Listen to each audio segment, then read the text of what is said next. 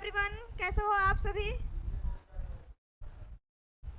फटाफट इस सेशन को जोरदार तरीके से लाइक शेयर एंड सब्सक्राइब जरूर करेंगे। और हाँ, इस चैनल को जरूर से जरूर सब्सक्राइब कर लेंगे और कमेंट सेक्शन में अपना राय जरूर देंगे। और आज हम लोग जो चैप्टर जानेंगे वो है बायोलॉजी का टॉपिक चल रहा था। हालांकि कल कुछ चीज़ें मैंने इसमें बताया था आप सभी को। वो कौन सा चैप्टर चल रहा था? Cell division. सेल डिवीजन चल रहा था। हालांकि मैंने इसमें कुछ लिखवाया नहीं था आप सभी को, बस समझाया था और बताया था कि डायग्राम आप क्या करेंगे, बनाएंगे। कितने लोग घर से बना के लाए हैं? कॉपी में कोई डायग्राम बना के लाया है घर से? आप सब मैं बाद में बात करूंगी, एंड में, बीच में नहीं बोलिएगा, ठीक है? अच्छे बच्चों की यही निशानी है। आप लोगों में कोई बना के लाया है? कोई नहीं बना के लाया, कोई बात नहीं। आज मैं फिर से बता रही हूँ, रिवीजन इससे आप सभी का हो जाएगा। और कल मैं इस लेसन का सभी से पूछताछ करूंगी। पूछताछ का मतलब समझे? इस चैप्टर से संबंधित जितने भी क्वेश्चन होंगे वो आपसे पूछे जाएंगे। क्लियर है? क्योंकि पहले लेसन में आप सभी नहीं थे, इसलिए मैंने क्या किया, उसको स्किप कर दिया, आपसे पूछा नहीं। बट आज से जो भी स्टार्ट होगा वो सारे के सारे क्वेश्चन आपको नेक्स्ट क्लास में पूछे जाएंगे। मतलब जो भी चीज़ें आपको पढ़ाई जाएंगी, प्लीज़ कमिंग बोला तो प्लीज़ कमिंग आ जाइए। जो भी चीज़ें पढ़ाई जाएंगी, ठीक है, वो सारी चीज़ें नेक्स्ट क्लास में पूछी जाएंगी। तो आप लोग इस वहम में ना रहें कि बस पढ़ा के 9 तो 11 हो जाना है। समझ में आ रही है बात सभी को? इस बात को मन में अच्छे से गांठ बांध के रख लेंगे। ओके, हाथ नीचे कीजिए, ऐसे नहीं रखते। ऐसे जानते क्या फील आता है? जैसे लगता है बाराती में आए, ऐसे ऐसे ऐसे। लड़की लोग को देखते हैं ऐसे करके लिखती है, तो प्लीज़ ऐसा ना करें, ठीक है? वो रिलैक्स मुद्रा में चले जाते हैं। घर पे लिखा कीजिए, मेरी बातों का बुरा नहीं मानिएगा, ठीक है? चलिएगा, अब बुरा मान के क्या कर लीजिएगा क्या? चलिए स्टार्ट करते हैं। तो सेल डिवीजन देखिए, जो लोग कल नहीं थे वो आज समझने की कोशिश करेंगे, और जो लोग कल थे वो रिवीजन करेंगे। और मैं बीच बीच में पूछती रहूंगी, आप सभी जवाब देंगे। ओके, देखिए सेल डिवीजन के बारे में हमने आपको बताया कि कितने प्रकार की होती है? 3 प्रकार की होती है। कितने प्रकार की? चलिए बताइए फटाफट से, कितने प्रकार की होती है? 3 प्रकार की। फर्स्ट टाइम को सेल डिवीजन के बारे में किसने बताया था? हाँ, विरचाओ नाम के साइंटिस्ट ने पहली बार कोशिका विभाजन के बारे में बताया था। और ये कितने प्रकार के होते हैं? 3 प्रकार के होते हैं। फर्स्ट कौन सा सेल डिवीजन था? ये था आपका एमाइटोसिस सेल डिवीजन था। क्या था? एमाइटोसिस सेल डिवीजन था, ठीक है? इसको बोलते हैं असूत्री कोशिका विभाजन। असूत्री कोशिका विभाजन, ठीक है? सेकंड था आपका क्या? माइटोसिस। क्या था? Mitosis cell division. आप लोग धीरे धीरे बोलते रहेंगे ताकि आपके मुंह पर ये सारे नाम क्या हो जाए? बैठ जाए, ठीक है? ये क्या होता है आपका? समसूत्री कोशिका विभाजन। मैं शॉर्ट में लिख दिया करती हूँ, ठीक है? थर्ड क्या हो जाएगा? मियोसिस सेल डिवीजन, ठीक है? ये क्या था आपका? वेरी गुड, बहुत अच्छा, अर्धसूत्री कोशिका विभाजन, ठीक है? जैसा कि आप लोग को मैंने कल बताया था, असूत्री कोशिका विभाजन को किसने ढूंढा था?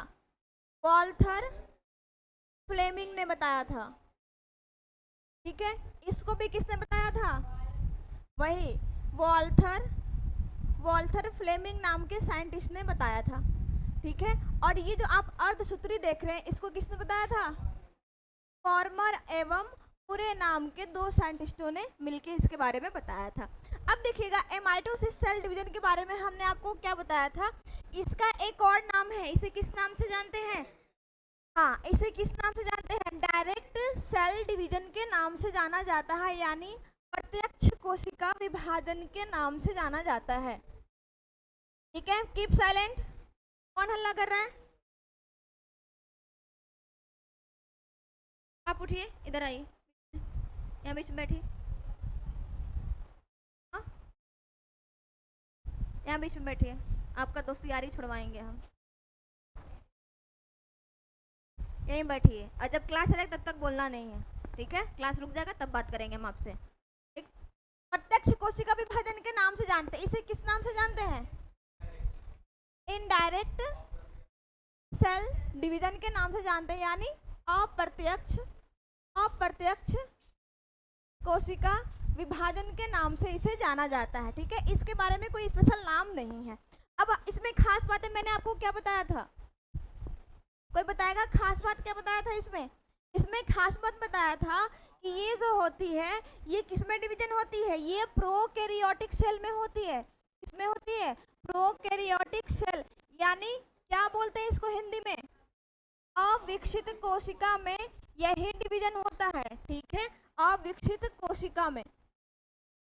ठीक है, ये किस में होता है? तो ये क्या होती है, जब आपका एक्सीडेंट हो जाता है या कहीं पे चोट लग जाती है या हाथ पांव जल जाते हैं तो इसी के थ्रू आपका घाव भरता है। ठीक है, घाव भरने में यह सेल डिवीजन होता है। कौन सा? माइटोसिस। और मियोसिस क्या होता है? जन्म देने में, मनुष्य में, हाँ मनुष्य में या किसी भी एनिमल में जो संतान जन्म होता है, ठीक है, संतान जन्म जो होता है वो किस प्रोसेस के द्वारा होती है?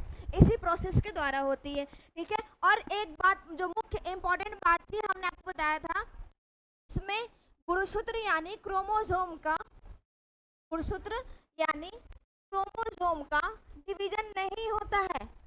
ये बताया था ना, इसमें गुणसूत्र यानी क्रोमोसोम का डिवीजन नहीं होता है, ये डायरेक्ट क्या होती है? न्यूक्लियस डिवीजन हो जाती है। इसीलिए इसका नाम क्या बताया गया था? डायरेक्ट सेल डिवीजन बताया गया था। जबकि इसमें और इसमें क्या होती है? क्रोमोसोम में रेप्लिकेशन होकर डीएनए में नया दो आपका सेल बनता है। ठीक है, अब सुनिएगा, इसमें क्रोमोसोम का डिवीजन नहीं होगा। क्यों नहीं होगा? क्योंकि इसमें क्रोमोसोम का पूर्ण रूप से डेवलपमेंट ही नहीं हो पाता है। ठीक है, तो इसमें क्या होगा कि डायरेक्ट आपका जो भी है, इमेज बाद में बनाऊंगी। ठीक है,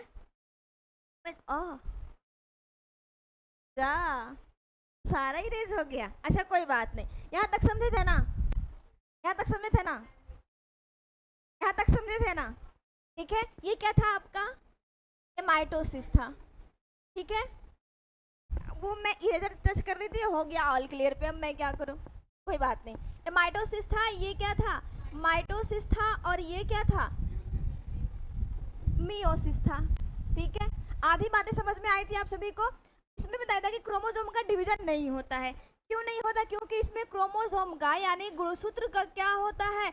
विकास नहीं हो पाता। अरे बाबा, ये तो प्रोकैरियोटिक सेल है ना, प्रोकैरियोटिक सेल है ना। प्रोकैरियोटिक मतलब जो अविकसित कोशिका है, अविकसित कोशिका में क्रोमोसोम का स्पष्ट रूप से क्या होता है? विकास नहीं हो पाता है। इसलिए इसका नाम क्या रखा गया था? Direct cell division. अब सुनिएगा, इसमें क्या होता है, एक पेरेंट सेल से या पेरेंट सेल को एक और नाम से जानते हैं, फादर सेल। ठीक है, एक पेरेंट सेल से दो डॉटर सेल में क्या हो जाता है? डिवीजन हो जाता है, डायरेक्ट डिवीजन हो जाता है। क्रोमोसोम का नहीं, डायरेक्ट क्या आपका सेल का डिवीजन हो जाता है। ठीक है, समझ में आ रही है? इसमें क्या था? इसमें भी एक पेरेंट सेल से, ठीक है, एक पेरेंट सेल से दो डॉटर सेल में क्या हो जाता है? डिवीजन हो जाता है। लेकिन यहाँ पर क्रोमोसोम का डिवीजन होगा ना। ठीक है, इसमें क्या, मियोसिस में क्या होता है? एक पेरेंट सेल से फोर डॉटर सेल में डिवीजन हो जाता है। क्या? गुणसूत्र ही होगा ना। ठीक है, जो आपका क्रोमोसोम है उसका डिवीजन होगा, इसमें क्रोमोसोम का डिवीजन नहीं होता है। ठीक है, इसका इमेज थोड़ा सा देख लीजिएगा, मैंने बनाया था आपको। आप लोगों ने बनाया है कि नहीं बनाया है कल मुझे नहीं पता, बट आज फिर से देख लीजिए। ठीक है, इसमें हमने बताया था कि ये क्या है आपका? ये है न्यूक्लियस, और ये क्या है? पहले ये रेप्लिकेशन होगा। इसको थोड़ा छोटा बना देते हैं तो आपको ज़्यादा अच्छे समझ में आएगा। ये है आपका न्यूक्लियस, और ये क्या है? सेल। ये कौन सा सेल होगा? पेरेंट सेल है ना, पेरेंट सेल होगा ना। ठीक है, फिर ये क्या होगा? इसमें प्रकुंचन होगा, संकुचन होगा। किसमें? न्यूक्लियस में क्या होगा? संकुचन होगा। और ये क्या हो जाएगा? बीच से डिवीजन होने का कोशिश करेगा, और डिवीजन होके क्या हो जाएगा? ये जो न्यूक्लियस दो भागों में बढ़ जाएगा, और सेल तो उसके बाहर है ही। और ये क्या हो गया? ये दोनों दो डॉटर सेल हो गए। ठीक है, ये क्या है? दो डॉटर सेल है। मैंने यहाँ पर कहीं भी क्रोमोसोम का नाम लिया, गुणसूत्र का नाम लिया, डायरेक्ट सेल और न्यूक्लियस की चर्चा की। ठीक है, यहाँ देखिएगा, यहाँ पे क्या होता है, इसके अंतर्गत क्या होगा, ये है आपका पेरेंट सेल। ठीक है, फिर ये क्या होता है, डीएनए रिप्लिकेट्स होता है। तो आपका भरा हुआ है वो क्या है, डुप्लीकेट माल है। समझ में आ रही है बात ना, समझ में आ रही है बात। देखिए डुप्लीकेट माल आया, इसी को क्या बोलते हैं, डीएनए रिप्लिकेशन। डीएनए रिप्लिकेशन या डीएनए रिप्लिकेट्स भी कहा जाता। और फिर जाके ये जो डुप्लीकेट वाला है दोनों अलग अलग टूट के दो अलग अलग भागों में बढ़ जाएगा। ये यहाँ पे 4 था, 4 दूनी का 8 बनने को तैयार है, लेकिन 8 बना नहीं है, टूटा नहीं है। अभी क्या है, ये मैंने कल आपको बताया था, ये एक ठो है, लेकिन अगर ये अभी इसमें नया आके बना है, ये भी क्या है, अभी एक ही है। ये क्या है, अभी एक ही है। जब ये 2 ठो ऐसे हो जाएगा तो ये क्या हो जाएगा, तब जाके 2 होगा। जितना सेंट्रोमियर होता है उतना क्रोमोसोम होता है। समझ में आया बात। चलिएगा, अब क्या कर दीजिए, 2 ठो भागों में बांट दीजिए इसको। क्या कर दीजिए, 4 इधर कर दीजिए और 4 इधर कर दीजिए। ठीक है, ये आपका क्या हो गया, 2 parent cell, sorry 2 daughter cell. क्या है, 2 संतान कोशिका बन के तैयार हुआ है। अब इसमें क्या बताया था हमने, 2 1 से क्या हो जाएगा, 4 हो जाएगा। ठीक है, ये क्या हो जाएगा, 4 हो जाएगा।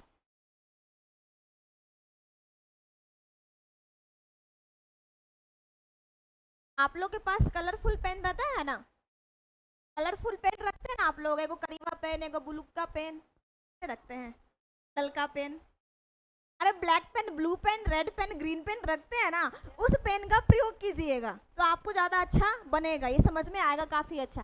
मेरे पास भी पेन है, लेकिन मैं आपको समझाने के लिए ऐसा कर रही हूँ। अगला जो इमेज बनाऊंगी मैं उसमें अलग अलग कलर का प्रयोग करूंगी। ठीक है, यहाँ से क्या कीजिए, ये डीएनए क्या हुआ, डीएनए डीएनए रिप्लिकेट्स हुआ, हुआ कि नहीं हुआ। अब ये पहले 2 भागों में बटेगा, और फिर ये 2 भागों में बटेगा।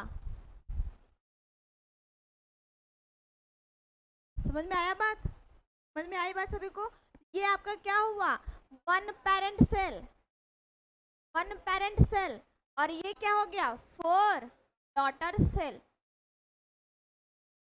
अब कहानी यहीं पे खत्म नहीं होती, यहाँ तक मैंने आपको लास्ट क्लास में बताया था, लेकिन इसका प्रकार आपको नहीं बताया था, बोला था कि कल बताऊंगी। पहला जो प्रकार है आप देख रहे हैं,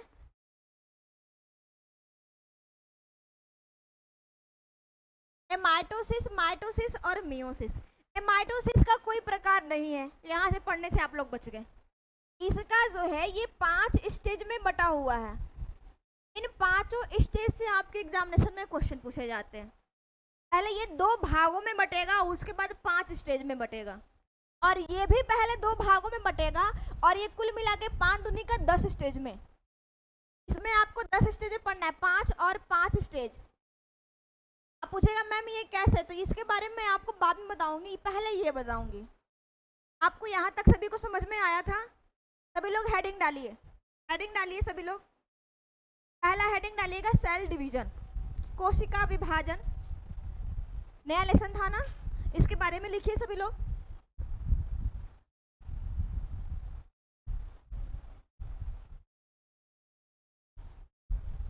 चलिए मैं आपके साथ साथ लिखती हूँ, आप लोग भी लिखिए। सेल डिवीजन, देखिए कोशिका विभाजन।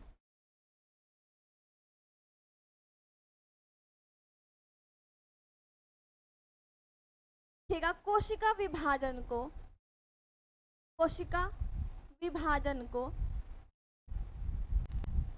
सर्वप्रथम, सर्वप्रथम विरचाऊ, या कभी कभी विरचो लिख के आएगा, उससे आप परेशान नहीं होंगे। अलग अलग किताब में भी ऐसे लिख के आता है, क्योंकि ये क्या है, हिंदी और इंग्लिश मिक्स रहता है ना, इसीलिए ये इंग्लिश टर्म इसका ये होता है विरचो। ठीक है, विरचाऊ नाम के वैज्ञानिक ने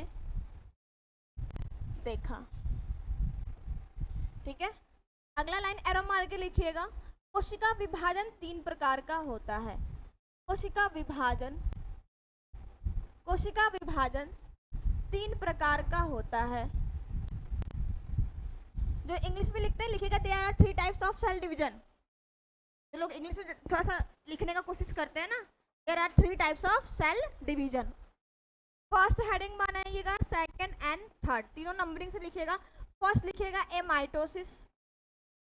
amitosis cell division, Hindi English दोनों लिखेंगे। लिखिएगा असूत्री कोशिका विभाजन।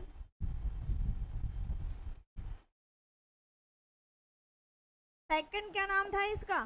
माइटोसिस। लिखिएगा माइटोसिस सेल डिवीजन। लिखेंगे इसको समसूत्री कोशिका विभाजन।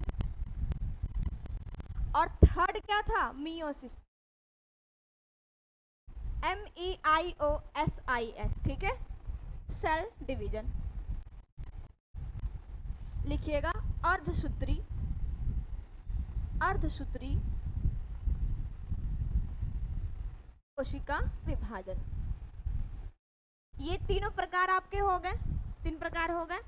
फर्स्ट यहां से हेडिंग बनाएंगे आप। अगला फिर से एमाइटोसिस और इसके बारे में लिखेंगे, एमाइटोसिस सेल डिवीजन।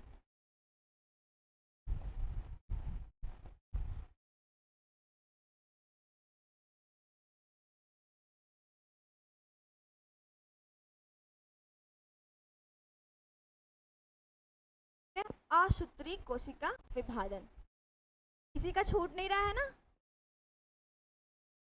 यस और नो? It clear? सभी को समझ में आ रहा है ना?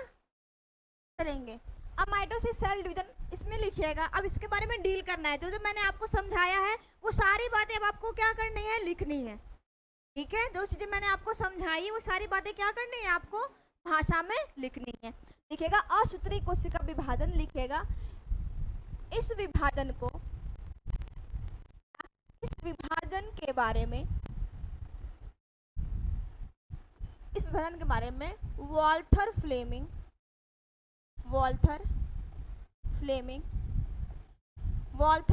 इसको बोल्ड कर दीजिएगा, एग्जाम में साइंटिस्ट का नाम पूछता है। वॉल्थर फ्लेमिंग ने बताया या खोजा या जानकारी दी, इस तरीके से कुछ भी आपका एग्जाम में पूछ सकता है। आगे लिखिएगा इसी में, इस विभाजन को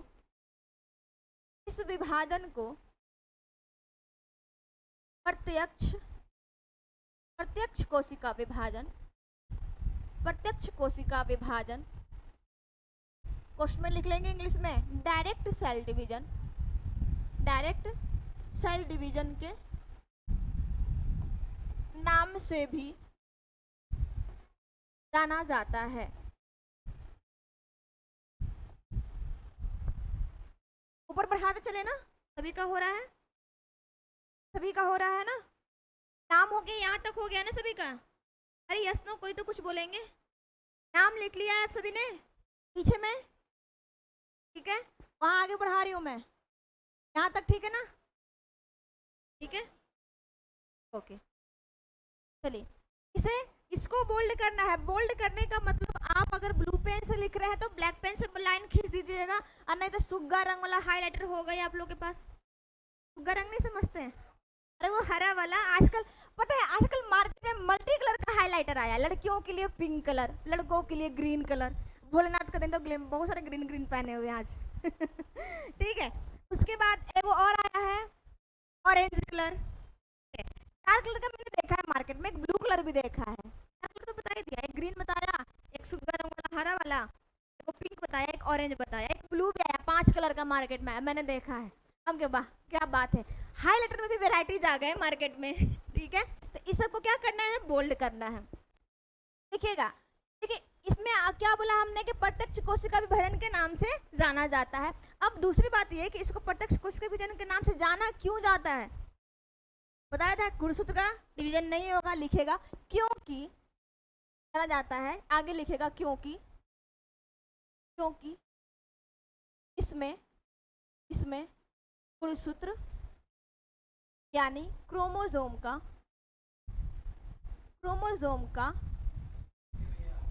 इसी में लिखिएगा, क्योंकि लिखे ना, विभाजन नहीं होता है, नहीं होता है।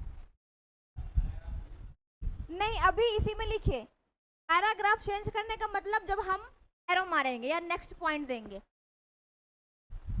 यहाँ ये आप हटा दीजिए, जो खड़ी पाई है ना, ये जाना जाता है क्योंकि इसमें गुणसूत्र का विभाजन नहीं होता है। इसी में लिखेगा, चेंज नहीं करना है। इस प्रकार का विभाजन, इस प्रकार का विभाजन अविकसित कोशिका में, अविकसित कोशिका को आपके एग्जाम में अविकसित ना लिख के इंग्लिश टर्म लिख के आएगा क्या? प्रोकैरियोटिक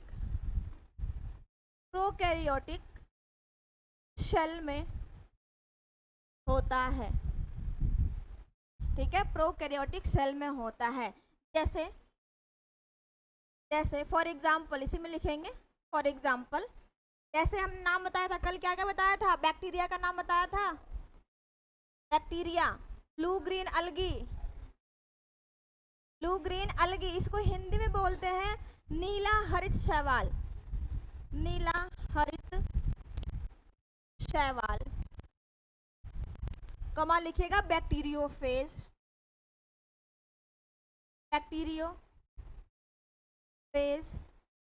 अमीबा, वायरस भी लिख सकते हैं आप, ठीक है, PPLO इत्यादि कर दीजिए। ये सारे के सारे जो जीव दिख रहे हैं ना, ये सारे के सारे क्या है? अविकसित कोशिका के अंतर्गत अर्थात प्रोकैरियोटिक के अंतर्गत आते हैं। हालांकि कभी कभी अमीबा जो है ना, एक्चुअली अमीबा जो है, जब इसके बारे में हम लोग पढ़ेंगे तो ये यूनिसेलुलर में आएगा, ठीक है, यानी एक कोशिकी में आएगा।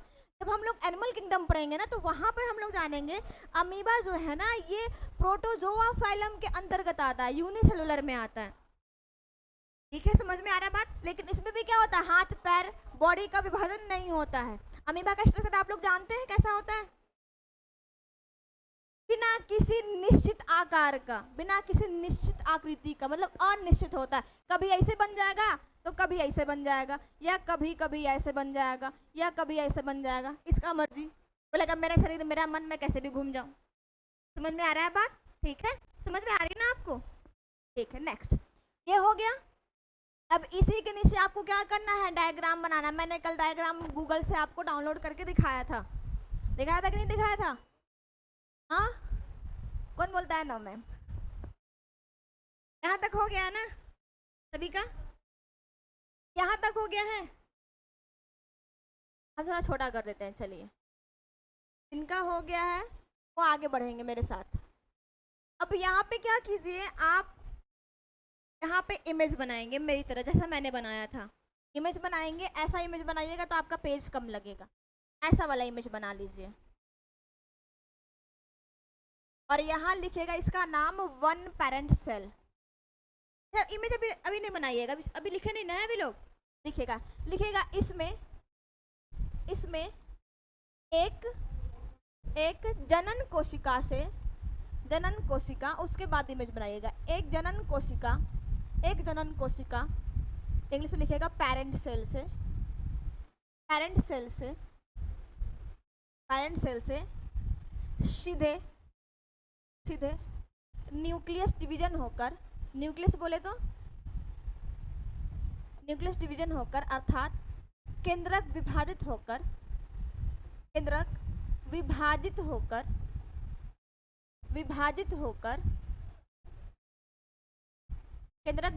होकर तो संतान कोशिका में बन जाता है।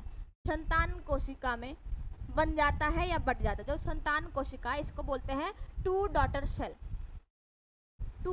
सेल में बट जाता है या डिवीजन हो जाता है। उसके बाद आप इमेज बनाएंगे तो काफी अच्छा दिखेगा आपको।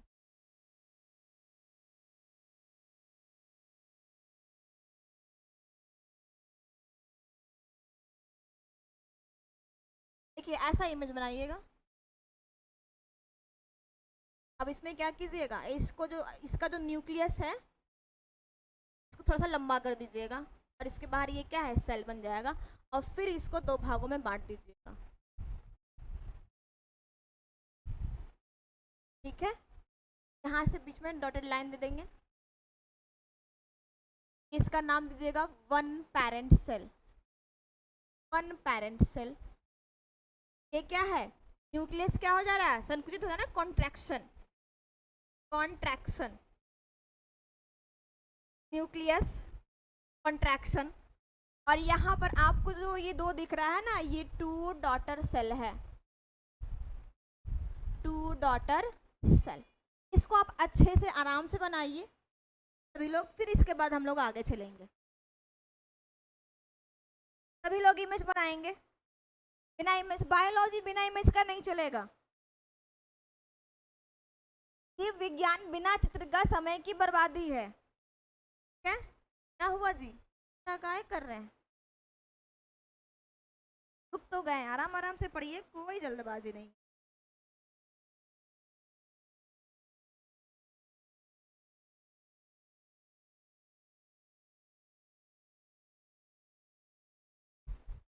ऑनलाइन वाले सारे विद्यार्थियों से मेरा ये कहना है कि आप सभी को अगर ये क्लासेस पसंद आ रहा हो तो इस सेशन को जरूर अच्छे से आप सभी लोग लाइक करेंगे, अपने सारे फ्रेंड सर्कल में जरूर से जरूर शेयर करते रहेंगे और इस चैनल को जरूर सब्सक्राइब करेंगे और अपना विचार कमेंट सेक्शन में देते रहेंगे कि आपको इस प्रकार का क्लासेस चाहिए या नहीं चाहिए, या अच्छा लग रहा है, खराब लग रहा है, सारा जो भी मन में इच्छा हो अवश्य लिखेंगे।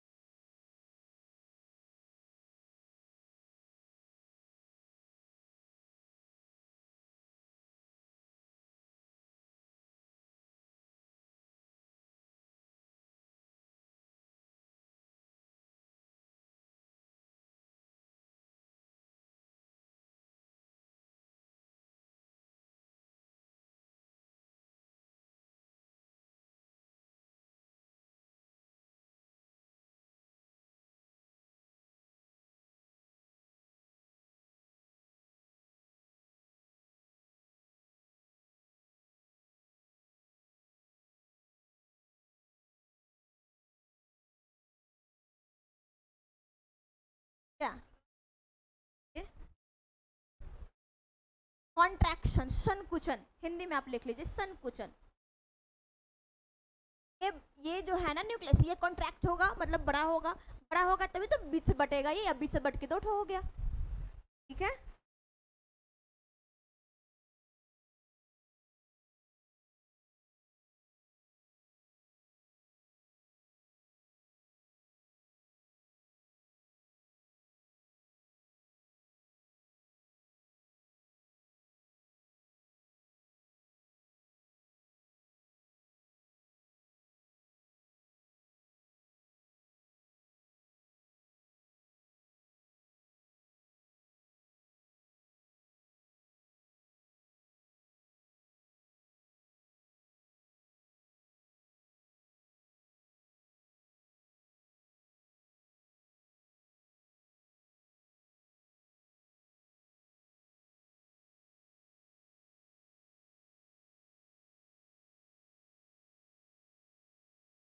अगला हेडिंग बनाएंगे,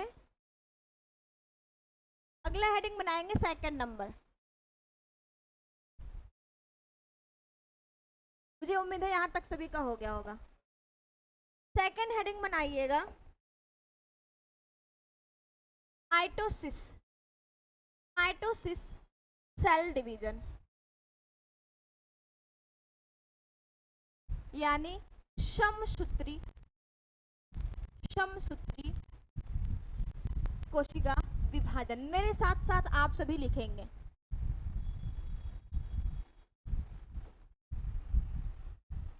लिखिएगा, इस प्रकार के कोशिका विभाजन को, इस प्रकार के कोशिका विभाजन को वॉल्थर फ्लेमिंग ने देखा या बताया। इस विभाजन को इनडायरेक्ट सेल डिवीजन अर्थात अप्रत्यक्ष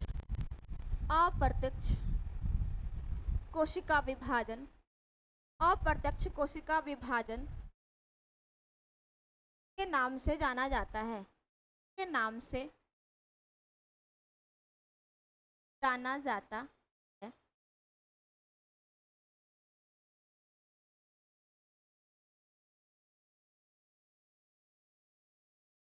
अब इसको अप्रत्यक्ष कोशिका विभाजन के नाम से क्यों जानते हैं? क्योंकि इसमें क्रोमोसोम का डिवीजन होता है। लिखेगा क्योंकि इस विभाजन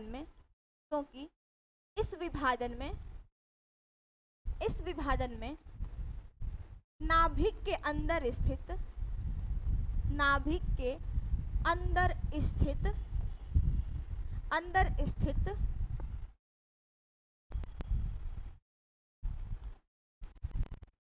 गुणसूत्र बोले तो क्रोमोसोम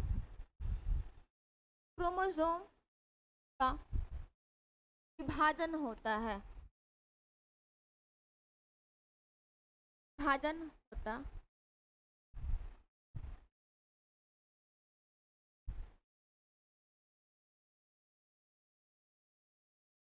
यहाँ तक ठीक है ना सभी का? किसी का छूट नहीं रहा है? सभी लोग सेकंड हेडिंग तक आ गए ना? ओके। नाभिक के अंदर स्थित गुणसूत्र का विभाजन होता है। अगला लाइन से लिखिएगा, इस प्रकार का सेल या इस प्रकार का कोशिका विभाजन मानव शरीर के भीतर या मानव शरीर में घाव भरने एवं टूट फूट की प्रक्रिया में क्षतिपूर्ति, क्या बोलेंगे इसको? क्षतिपूर्ति का मतलब नया आना, ठीक है? क्षतिपूर्ति करने में होता है। नेक्स्ट लाइन में लिखेंगे, इस विभाजन में गुणसूत्र डिवीजन होकर, गुणसूत्र यानी क्रोमोसोम विभाजित होकर यहाँ ध्यान दीजिएगा, विभाजित होकर एक पैरेंट सेल से टू डॉटर सेल में बट जाता है। आपको लिखना है हिंदी में, ज्यादा हिंदी लिखना चाहते हैं तो लिखिएगा, एक जनन कोशिका से दो संतान कोशिका में विभाजित होता है। आपका मन है तो आप लिखिएगा, एक जनन कोशिका या जनक लिख सकते, जनक कोशिका से तो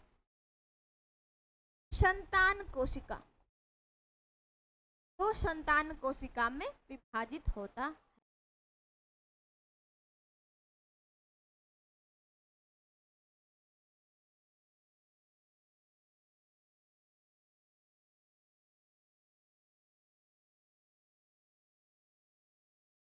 अब क्या करना है? यह दो प्रकार के विभाजन में पहले बढ़ता है। हमने आपको क्या बताया? अब हम लोग 3 नंबर हेडिंग नहीं बनाएंगे, अभी हम लोग इसी में चलेंगे और ये चीजें आपको समझनी होगी। यहाँ तक लिख लीजिए, फिर इसके बाद हम लोग आगे चलेंगे। आपको समझना, अब लिखना नहीं है। लगता है कल भी ये क्लास चलेगा, अब आज कंप्लीट नहीं हो पाएगा लिखवा के।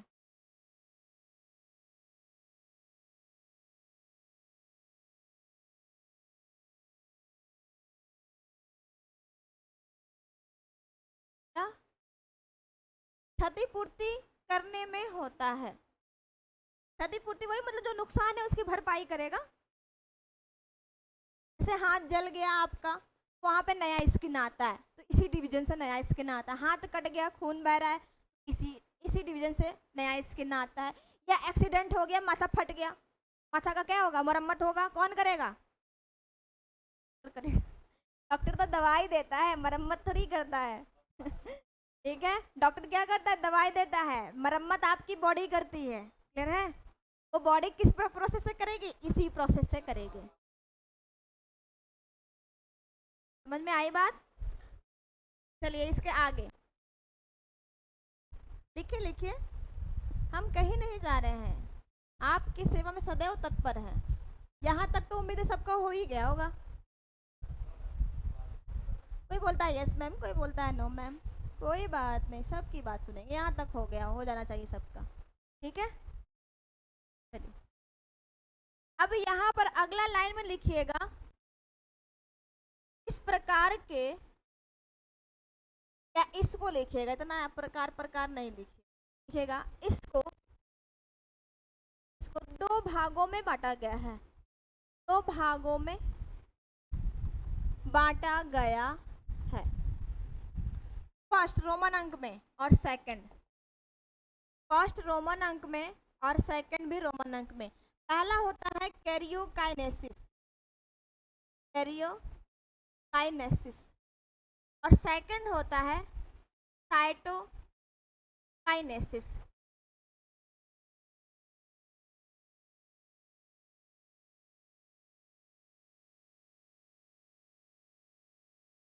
साइटोकाइनेसिस।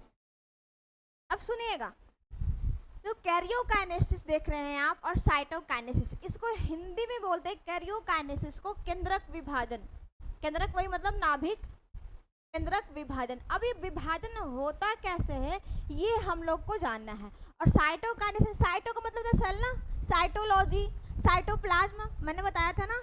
सब में क्या है, साइटो क्या है, कीवर्ड है ना। तो साइटोकाइनेसिस का मतलब होता है कोशिका विभाजन, कोशिका विभाजन। और ये जो आप देख रहे हैं ना केंद्रक विभाजन, ये 5 चरण में होता है, 5 चरण में कंप्लीट होता है, पूर्ण होता है। और यहीं से आपके एग्जाम में क्वेश्चन पूछेगा। अब ये 5 चरण कौन से हैं, ये आप जब सुनिएगा तो आपके दिमाग क्या करेगा, हैंग कर जाएगा, अगर पहली बार पढ़ रहे हैं तो। और अगर कभी नाम सुने होंगे तो भी हैंग करेगा, लेकिन उसके लिए टेंशन नहीं लेना है। सीक्वेंस कैसे बनेगा, मैं आपको एक ट्रिक दे दूंगी, आप वैसे याद कर लेना। ठीक है, अब आप लोग यहाँ तक लिख लेंगे तो हम लोग अगले नए फ्रेश पन्ने में चलेंगे। जल्दी कीजिए, अब आपको लिखना नहीं है, समझना है। चीज़ों को समझ लीजिए तो काफ़ी आसानी रहेगा आगे। इसको आप खुद से भी लिख सकते हैं।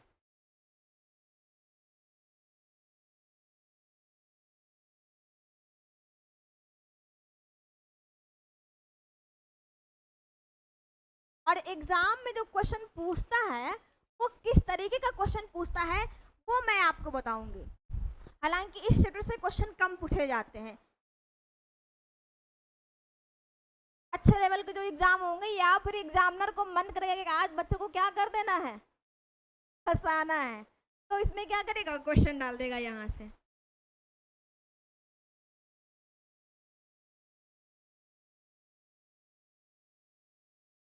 हो गया, सभी का हो गया।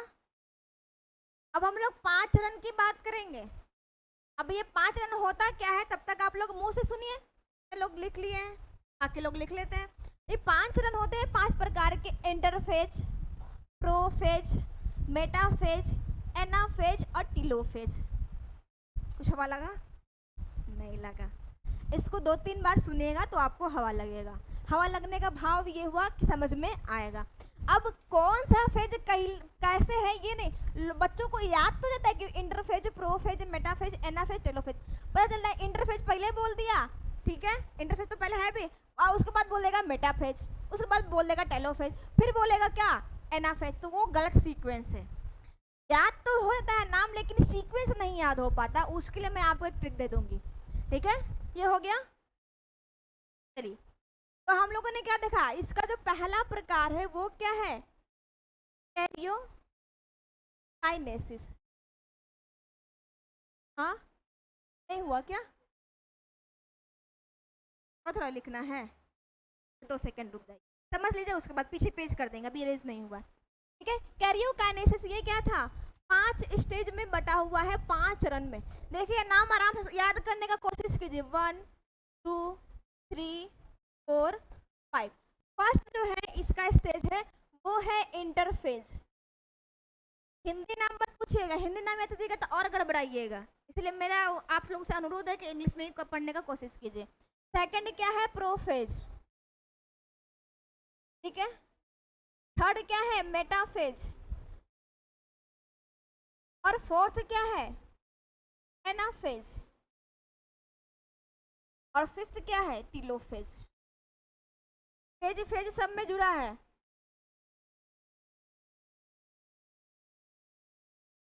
अब ये सीक्वेंस कैसे याद होगा, मैं आप लोग एक ट्रिक दूं, यस और नो, चाहिए ना? अरे बाबा सब लोग यस बोलोगे तभी तो मैं दूंगी, आप भी बोलिए, बोलिए यस। हाँ वेरी गुड, बहुत अच्छा। मेरे क्लास में टेंशन नहीं लेने का, ठीक है, एकदम आराम से मस्त होके पढ़िए। देखिए इसके लिए मैंने अपने लिए एक स्पेशल ट्रिक बनाया था, इसको आप रखिएगा आईपी मैट। आईपी एड्रेस होता है ना, आप लोग पढ़ते होंगे, डिजिटल जमाना है ना, आईपी एड्रेस से खोज लेते हैं कौन आदमी कहाँ पर है। और मैट का मतलब होता है चटाई, होता है कि नहीं होता है? तो आप ये सीक्वेंस याद रखेंगे, आईपी मैट। ठीक है, I for interphase, P for prophase, M for metaphase, A for anaphase और T फॉर टेलोफेज। आप लोग की समस्या खत्म। समझ में आ रही बात सभी को? चीजें समझ में आई? अब बताइएगा, जब बोलेंगे तब कीजिए। तो आप लोग अभी यहाँ ध्यान नहीं दीजिएगा, ये 5 स्टेज में चलता है। ठीक, अब पहली बात आपको समझना क्या है, एक बात बताइए, आप लोग का एग्जाम आता है, समझिएगा इसको, एग्जाम कितने घंटे का होता है? 2-3 घंटे का, मोटा मोटी मान ले, मोटा मोटी 3 घंटा मान लिया हमने। कि 3 घंटे के एग्जाम के लिए आपने पढ़ाई कितने महीने और कितने सालों से किया होगा?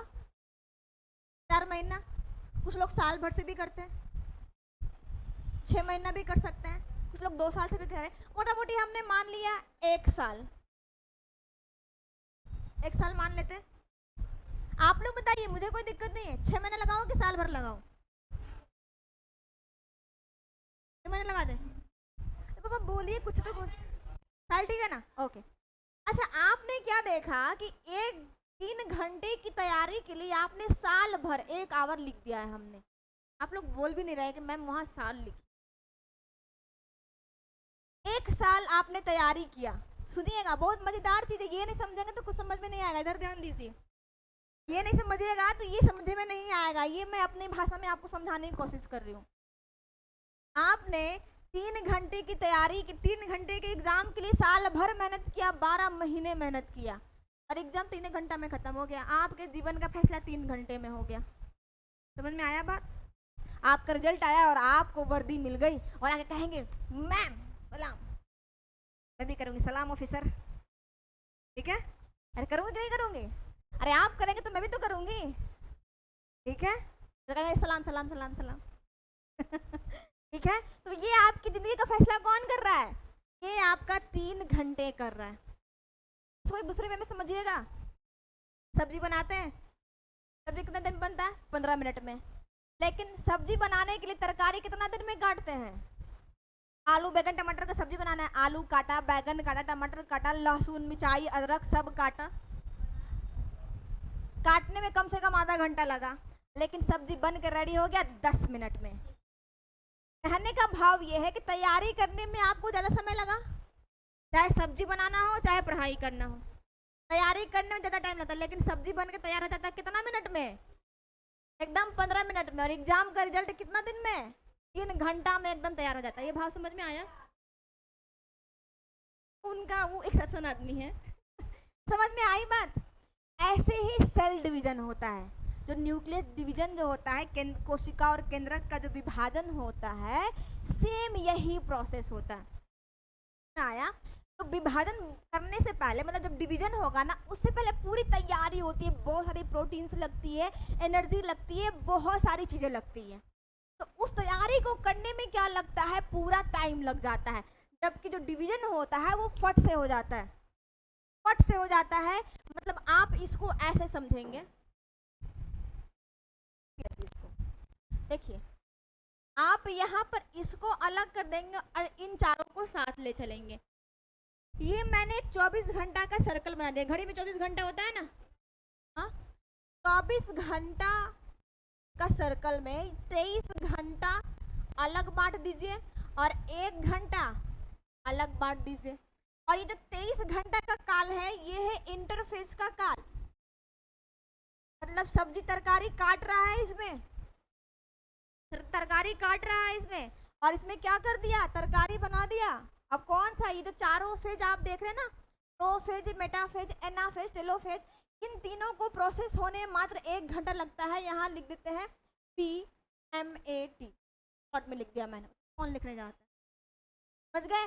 यानी इंटरफेज होने के लिए 23 घंटे की आवश्यकता होती है, और ये क्या 1 घंटे में हो जाता है, यानी टोटल आवर 24 आवर। समझ में आया बात, समझ में आया। और एग्जाम में यही क्वेश्चन पूछेगा कि सबसे लंबी अवस्था कौन सी है। ऑप्शन चार्ट हो यहाँ दिया रहेगा, आप क्या लगाएंगे आंसर, कौन हो जाएगा, इंटरफेज सबसे लंबी अवस्था है। यहाँ से क्वेश्चन पूछेगा सबसे छोटी अवस्था कौन सी होती है, अभी मैंने बताया नहीं तो मैं बताऊंगी सबसे छोटी अवस्था कौन होती है, तो मेटाफेज। इन सब में सबसे स्मॉलेस्ट जो फेज है, सबसे शॉर्ट जो फेज होता है वो मेटाफेज होता है, सबसे छोटी